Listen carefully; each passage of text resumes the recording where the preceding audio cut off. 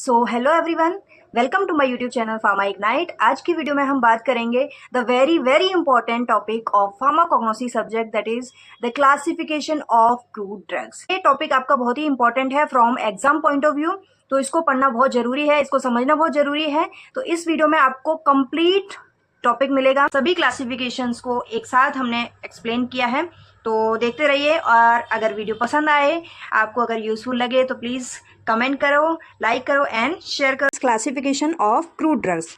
Classification जो है drugs का किस बेसिस पे करा जाता है, मतलब जो आपकी ड्रग्स होती हैं उनको अलग अलग कैटेगरी में जो डाला जाता है वो किस बेसिस पे डालते हैं हम। बेसिकली जो भी आपकी जो ड्रग्स होती हैं उनके अंदर कुछ सिमिलर कैरेक्टरिस्टिक्स जो होती हैं उनके बेसिस पे हम उनको क्लासीफाई कर देते हैं। जैसे आपका केमिकल कॉन्स्टेंट के बेसिस पे हम क्लासीफाई कर देंगे उनको, उनके यूज़ के बेसिस पे हम क्लासीफाई कर देंगे, फार्माकोलॉजिकल एक्शन के बेसिस पे जिन जिन ड्रग्स का जो यूज़ होगा वो सेम यूज़ होगा तो उनको हम उस कैटेगरी में डाल देंगे। जिनका केमिकल कॉन्स्टेंट जिनके अंदर सेम प्रेजेंट होते हैं तो उनको हम केमिकल कांस्टेंट के बेसिस पे क्लासीफाई कर देंगे। ठीक है, तो इस तरीके से जो जो सिमिलर कैरेक्टरिस्टिक्स जो ड्रग्स के अंदर मिलती हैं उनके बेसिस पे हम क्रूड ड्रग्स को क्लासीफाई कर देते हैं। ठीक है, चलिए देखते हैं नेक्स्ट इनके types of classification of crude drugs. Classification of crude drugs, इसमें हमारे मेनली 6 क्लासिफिकेशन है, 6 कैटेगरीज में हमने इनको क्लासीफाई करा है क्रूड ड्रग्स को। क्या क्या है आपके? Alphabetical classification, morphological classification, then taxonomical classification, then chemical classification, pharmacological classification and chemotaxonomical classification. ठीक है, मॉर्फोलॉजिकल क्लासिफिकेशन फर्दर आपका 2 कैटेगरी में हम इनको क्लासीफाई करते हैं, organised category and unorganised category. ठीक है, चलिए इनको अब 1 बाय 1 देखते हैं।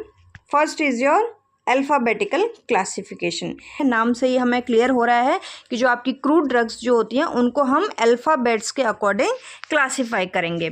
ठीक है, अल्फ़ाबेटिकल ऑर्डर में हम उनको क्लासीफाई करते हैं। देखिए क्या लिखा है इसमें, crude drugs are arranged in alphabetical order according to their name, English, Latin और ऑफिशियल नेम्स। ठीक है, मतलब जो आपकी क्रूड ड्रग्स जो होती हैं उनके इंग्लिश नेम के बेसिस पे या फिर उनके ऑफिशियल नेम के अकॉर्डिंग या फिर उनका लैटिन नेम के अकॉर्डिंग हम क्रूड ड्रग्स को क्लासीफाई करते हैं। ठीक है, अल्फ़ाबेट्स के। अब हमारे अल्फ़ाबेट्स क्या होते हैं?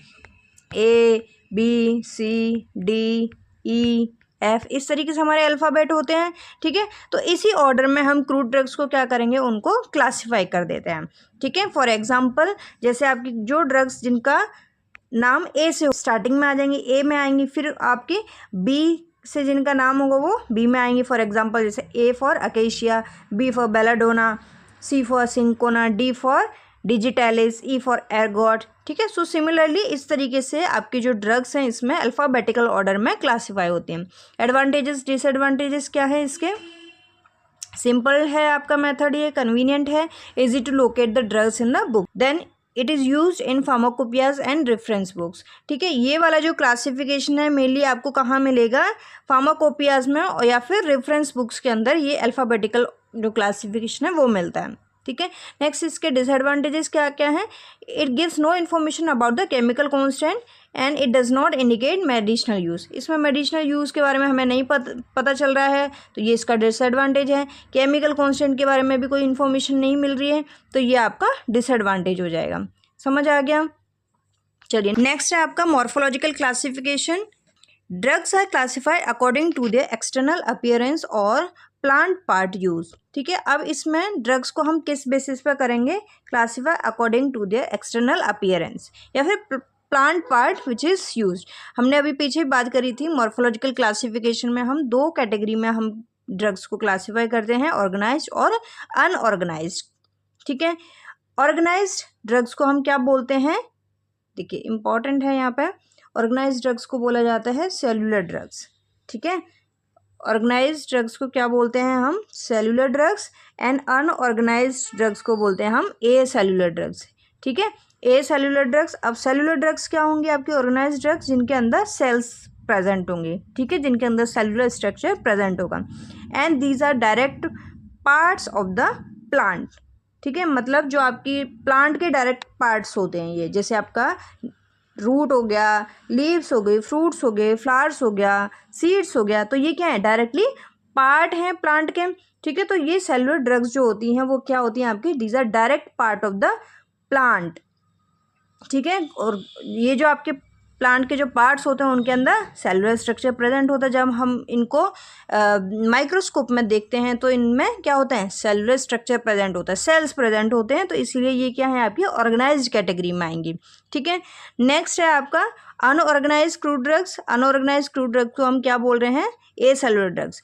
ठीक है, ये क्या होंगी, दे do not possess cellular structure, जिनके अंदर सेलुलर स्ट्रक्चर प्रेजेंट नहीं होगा, डू नॉट। ठीक है, they do not possess cellular structure. ठीक है, नेक्स्ट क्या है, these are products of the plant, animal और मिनरल सोर्स। ये आप क्या है, प्रोडक्ट्स होते हैं बेसिकली। ठीक है, these are products of the plant, animal या फिर मिनरल सोर्सेज। ये डायरेक्टली आपके प्लांट के पार्ट नहीं होंगे, उनसे निकला हुआ कोई प्रोडक्ट हो सकता है। ठीक है, जैसे प्लांट से हमने कोई वो निकाल दिया, जैसे रेजिन निकाल दिए। ठीक है, या फिर किसी प्लांट से हमने उनको वोलेटाइल ऑयल्स को निकाल दिया, तो ये क्या हो गया, प्लांट का प्रोडक्ट हो गया है। सिमिलरली एनिमल से कोई प्रोडक्ट मिल रहा है तो वो आपके क्या हो जाएंगे, वो अनऑर्गेनाइज्ड क्रूड ड्रग्स के अंदर आएंगी और इनके अंदर सेलुलर स्ट्रक्चर नहीं प्रेजेंट होता है। ठीक है, इसलिए हम इनको क्या बोलते हैं, अनऑर्गेनाइज्ड या फिर ए सेलुलर ड्रग्स भी बोला जाता है। इनके ये बहुत ही इंपॉर्टेंट है, दोनों कैटेगरी जो हैं इनके बीच में डिफरेंस भी पूछा जाता है, पर क्वेश्चंस भी बनता है, अलग से क्वेश्चन बनता है, तो इसको हम एक वीडियो में और एक्सप्लेन करेंगे। ठीक है, एक वीडियो और मैं बना दूंगी इसके ऊपर, इनके डिफरेंस जो है उसको हम डिटेल में समझ लेंगे। ठीक है, अभी यहाँ पर जस्ट शॉर्ट में देख लीजिए। चलिए इनके एग्जाम्पल्स आगे समझ। एग्जाम्पल्स में क्या क्या है आपका, ऑर्गेनाइज में अब जो लीव्स वाली जो ड्रग होंगी वो लीव्स की कैटेगरी में आ जाएंगी, जैसे सेना हो गया, डिजिटेलिस हो गया। ठीक है, ऐसे आपके फ्लावर्स के अंदर क्या आ जाएंगे, सैफरन हो गया, क्लोव हो गया। फ्रूट्स की कैटेगरी में आपके आ जाएगी, फेनल हो गई, कोरिएंडर हो गया। ठीक है, नेक्स्ट आपके सीड्स में आ जाएंगे आपके नक्स वोमिका, कैस्टर, बार्क में सिनेमन, सिनकोना, रूट्स में लिक्विरेस, रवॉल्फिया, देन राइजोम्स में जिंजर, टर्मरिक। ठीक है, सिमिलरली ऐसे ही आपके अनऑर्गेनाइज्ड ड्रग्स के अंदर क्या क्या आ जाते हैं, आपके गम्स हो गए, रेजिन्स हो गया, लेटेक्स हो गया, एलॉयज आ सकते हैं, इसमें वॉलेटाइल ऑयल, फिक्स्ड ऑयल आ सकते हैं, वैक्स आ सकते हैं। तो ये आपके क्या होंगे, अनऑर्गेनाइज्ड क्रूड ड्रग्स के एग्जाम्पल। ठीक है, चलिए नेक्स्ट आपके एडवांटेजेस और डिसएडवांटेजेस क्या क्या हैं इसमें। Easy to identify, it is useful for practical classes. ठीक है, इसके जो हैं आप प्रैक्टिकल्स भी करते होंगे तो प्रैक्टिकल के लिए ये इजी होता है, यूजफुल होता है ये वाला classification. It helps in detecting adulteration. ठीक है, नेक्स्ट डिसएडवांटेजेस क्या क्या हैं, no information about the chemical constant. इसमें हमें केमिकल कांस्टेंट के बारे में इंफॉर्मेशन नहीं मिल रही है तो ये डिसएडवांटेज हो जाएगा। मेडिसिनल यूज़ के बारे में भी हमें नहीं पता चल रहा है तो ये इसका डिसएडवांटेज हो जाएगा। क्लियर है, चलिए नेक्स्ट क्या है आपका, नेक्स्ट क्लासिफिकेशन है टैक्सोनॉमिकल क्लासिफिकेशन या फिर बोटेनिकल क्लासिफिकेशन। देखिए टैक्सोनॉमिकल क्लासिफिकेशन को हम बोटेनिकल क्लासिफिकेशन भी बोला जाता है। इसमें क्या है, drugs are arranged according to their taxonomical study. ठीक है, जो ड्रग्स होती हैं उनके टैक्सोनॉमी के अकॉर्डिंग हम उनको क्लासीफाई करते हैं, इसमें according to their phylum, order, family, genus और स्पीसीज। तो उस बेसिस पर जो आपका बोटेनिकल क्लासिफिकेशन जो है इसमें हम उनके टैक्सोनॉमी के अकॉर्डिंग हम इन ड्रग्स को क्लासीफाई करेंगे। फॉर एग्जाम्पल यहाँ पे एक एग्जाम्पल दिखा रखा है मैंने, नक्स वोमिका। ठीक है, नक्स वोमिका जो हमारी ड्रग है उसका ये आपका क्या है, ये टैक्सोनॉमी है। ठीक है, तो इस तरीके से आप जो है ड्रग्स की टैक्सोनॉमी के अकॉर्डिंग उनको क्लासीफाई करेंगे। ठीक है, देन आपके एडवांटेजेस क्या है, it will provide proper idea about the species and variety of the organism.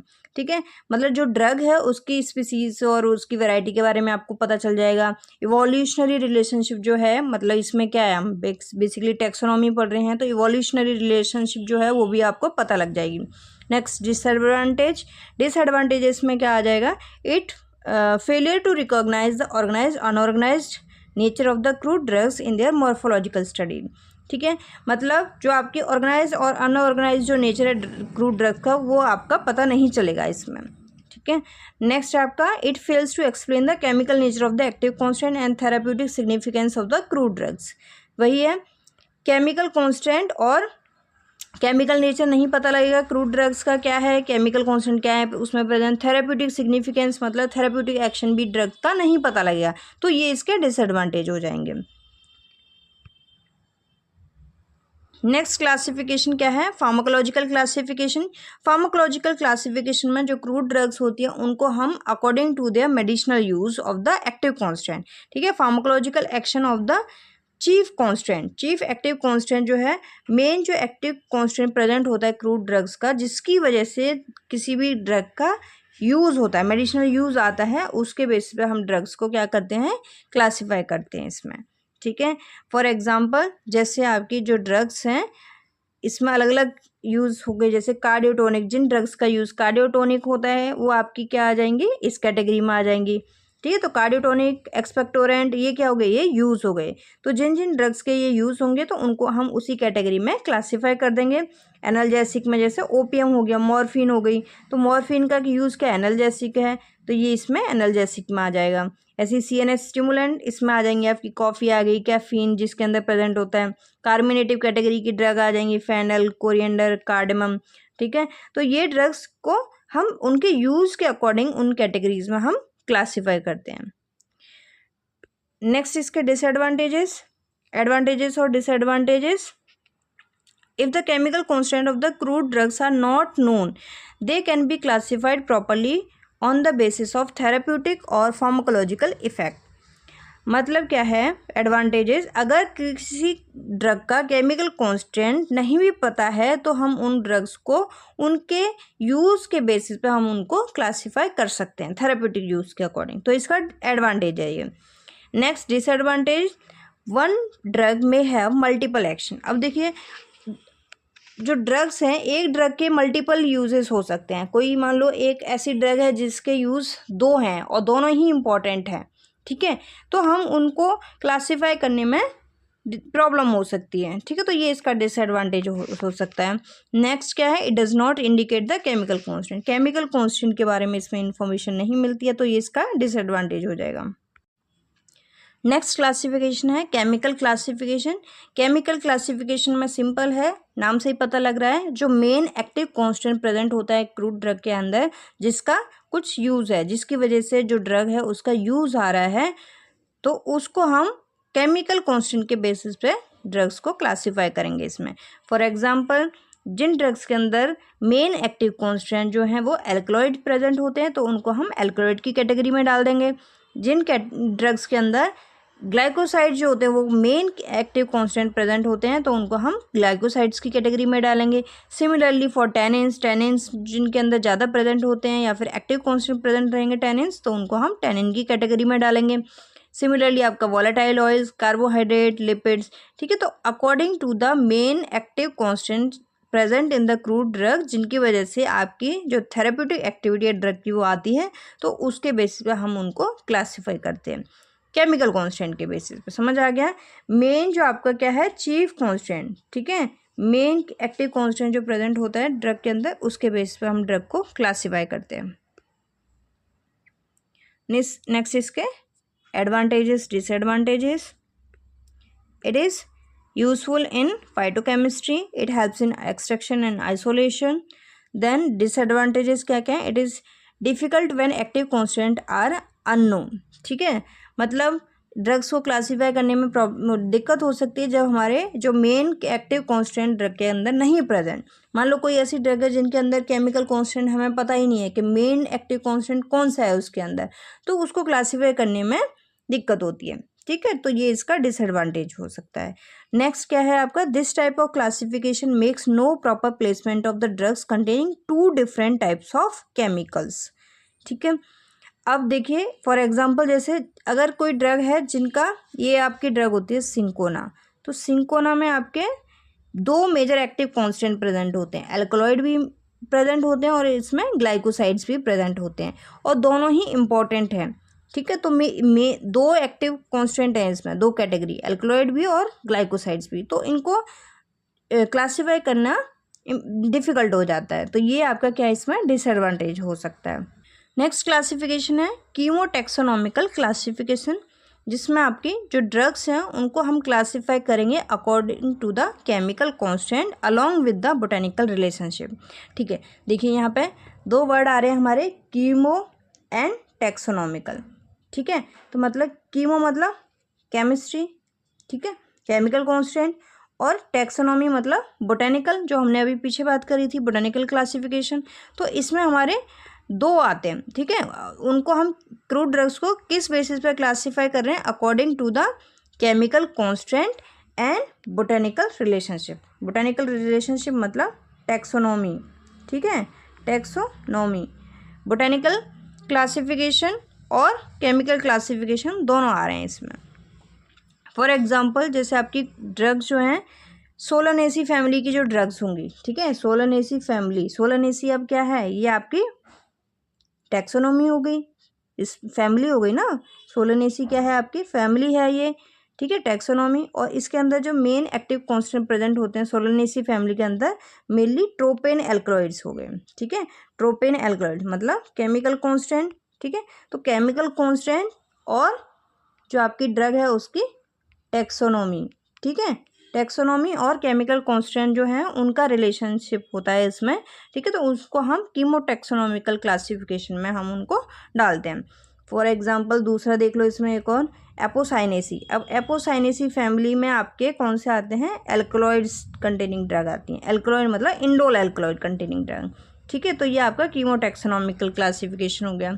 Similarly आपका एक और है, जैसे आपकी एपिएसी फैमिली जो होती है, एपिएसी फैमिली या फिर अम्बेलिफेरी फैमिली भी बोलते हैं। तो अम्बेलिफेरी फैमिली जो होती है, एपिएसी फैमिली, उसके अंदर जो आपके मेन केमिकल कॉन्स्टेंट मिलते हैं वो क्या होते हैं, वोलेटाइल ऑयल्स होते हैं। तो केमिकल वोलेटाइल ऑयल्स क्या हो गए आपके, केमिकल कॉन्स्टेंट, और ये एपिएसी मतलब फैमिली, टैक्सोनॉमी हो गई, ठीक है। तो इनका रिलेशन है, तो इसीलिए हम इनको क्या करते हैं, कीमोटैक्सोनॉमिकल क्लासिफिकेशन में हम इनको पढ़ते हैं। एडवांटेजेस क्या हैं, combines the taxonomy and chemistry, it is useful for plant identification, it is helpful in discovering the new medicinal plant. Disadvantages क्या हो जाएगा, इट रिक्वायर्स केमिकल एनालिसिस, ठीक है। तो आई होप ये समझ आ गया होगा।